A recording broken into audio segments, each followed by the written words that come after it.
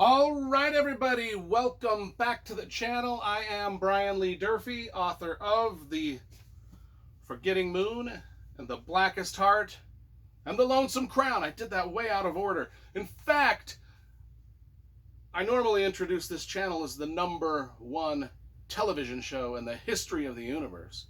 I am Brian Lee Durfee. No, this is the way I do it. Welcome to the channel. I'm Brian Lee Durfee, author of Get up. I'm Brian Lee Durfee. Welcome back to the #1 channel in the history of the universe. I'm Brian Lee Durfee, author of The Forgetting Moon, The Blackest Heart, and The Lonesome Crown, all 3 books published by Simon & Schuster's Saga Press. Got it done. Today I'm going to be talking about the Star Wars Omnibus, Darth Vader, from Marvel Comics. Now, I've got one of my guilty pleasures for the last couple years is buying these omnibus editions of the Star Wars comic stuff. I'm not a comic book guy, but I love these things. I absolutely love them. The first one I bought was this one over here, The Old Republic, and I read it and reviewed it, and it's just great. I bought it because my friend, John Jackson, he was the one, he wrote it, and he signed it for me there. But anyway, these are heavy. I hesitated to even put them on the shelves because they're so damn heavy. But gorgeous, gorgeous works of art, all of them.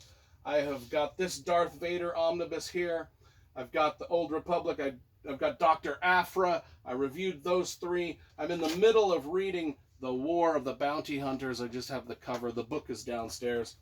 I just finished this one, and I will be reading these 4 at some point, and I've got 2 more pre-ordered on Amazon, so there's going to be a whole collection of them. But let's talk about this Darth Vader Marvel's comic omnibus. This book starts right after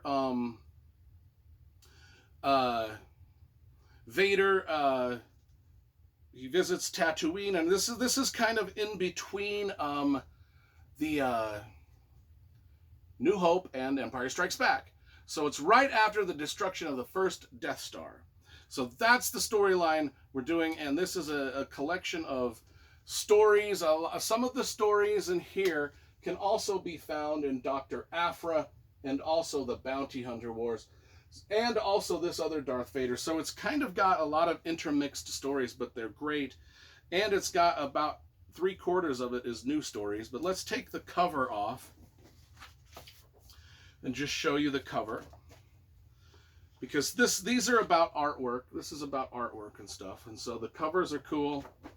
We'll set that right here for now. It'll fall eventually, but that's fine. And then the book itself has got other artwork on the hardcover part.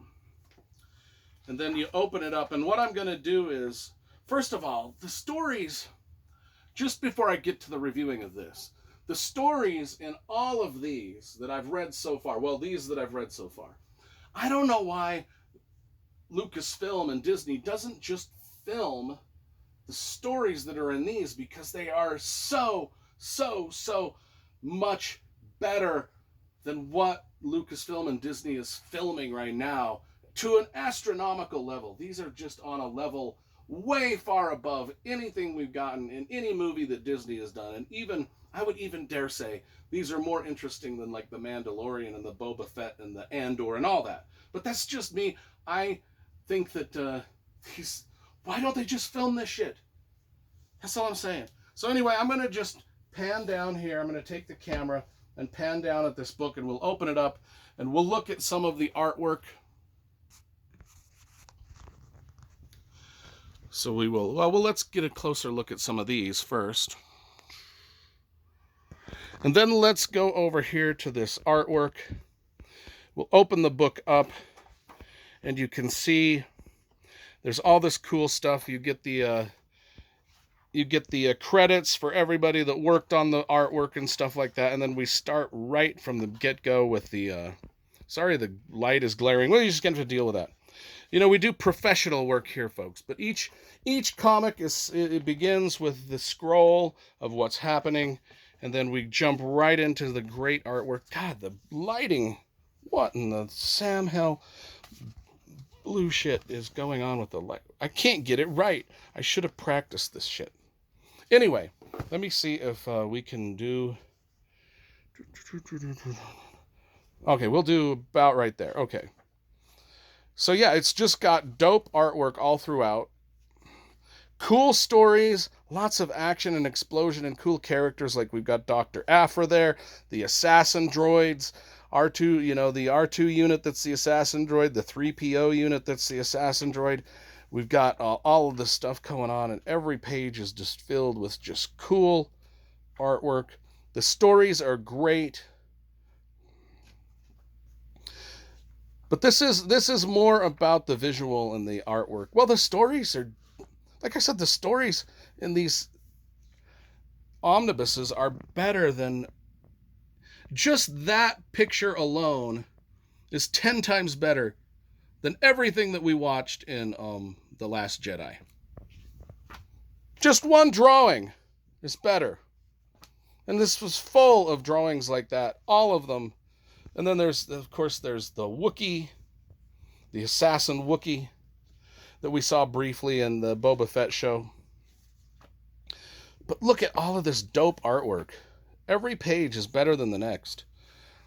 And all of it is just cool stories of these characters that are chasing around with Darth Vader trying to find Luke Skywalker.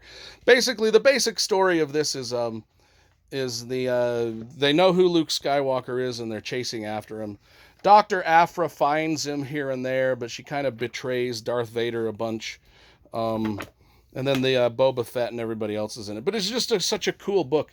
So that is basically my review of that omnibus. Took me a couple months to read through it, and it was great. And, you know, there you go.